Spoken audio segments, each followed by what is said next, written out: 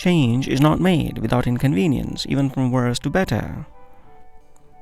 Every quotation contributes something to the stability or enlargement of the language. Dull. To make dictionaries is dull work. Excise. A hateful tax levied upon commodities. Oats. A grain, which in England is generally given to horses, but in Scotland supports the people. Patron. Commonly a wretch who supports with insolence and is paid with flattery. Pension. Pay given to a state hireling for treason to his country. The one aim of writing is to enable the readers better to enjoy life or better to endure it. When two Englishmen meet, their first talk is of the weather. Promise, large promise, is the soul of an advertisement. Nothing is more hopeless than a scheme of merriment. Whatever withdraws us from the powers of our senses, whatever makes the past, the distant, or the future predominate over the present, advances us in the dignity of thinking beings. Grief is a species of idleness. A hardened and shameless tea drinker who has for 20 years diluted his meals with only the infusion of this fascinating plant, whose kettle has scarcely time to cool, who with tea amuses the evening, with tea solaces the midnight, and with tea welcomes the morning. The great source of pleasure is variety. Uniformity must tire at last, though it be uniformity of excellence. We love to expect, and when expectation is disappointed or gratified, we want to be again expecting. A man, doubtful of his dinner or trembling at a creditor, is not much disposed to abstracted meditation or remote inquiries.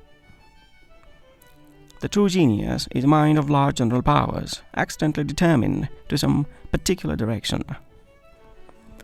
Language is the race of thought. He that tries to recommend him, Shakespeare, by select quotations, will succeed like the pedant in Hierocles, who, when he offered his house for sale, carried a brick in his pocket as a specimen. Love is only one of many passions. There are minds so impatient of inferiority that their gratitude is a species of revenge, and they return benefits not because recompense is a pleasure, but because obligation is a pain.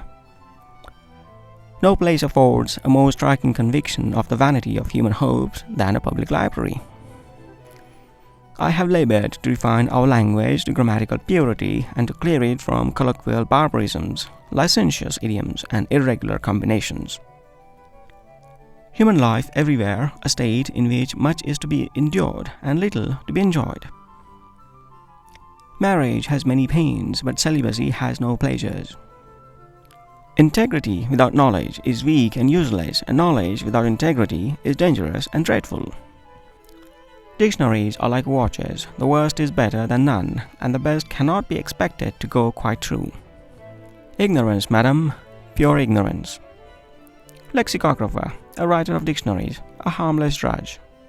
If a man does not make new acquaintance as he advances through life, he will soon find himself left alone. A man, sir, should keep his friendship in constant repair. But if he does really think that there is no distinction between virtue and vice, why, sir, when he leaves our houses, let us count our spoons. Truth, sir, is a cow that will yield such people, skeptics, no more milk, and so they are gone to milk the bull. A woman's preaching is like a dog's walking on his hinder legs. It is not done well, but you are surprised to find it done at all. Our tastes greatly alter. The lad does not care for the child's rattle, and the old man does not care for the young man's whore. It matters not how a man dies, but how he lives. The act of dying is not of importance, it lasts so short a time. It is thus that mutual cowardice keeps us in peace. Were one half of mankind brave and one half cowards, the brave would be always beating the cowards. Were all brave, they would lead a very uneasy life. All would be continually fighting. But being all cowards, we go on very well. Were it not for imagination, sir, a man would be as happy in the arms of a chambermaid as of a duchess. Sir, I have found you an argument, but I am not obliged to find you an understanding. No man is a hypocrite in his pleasures.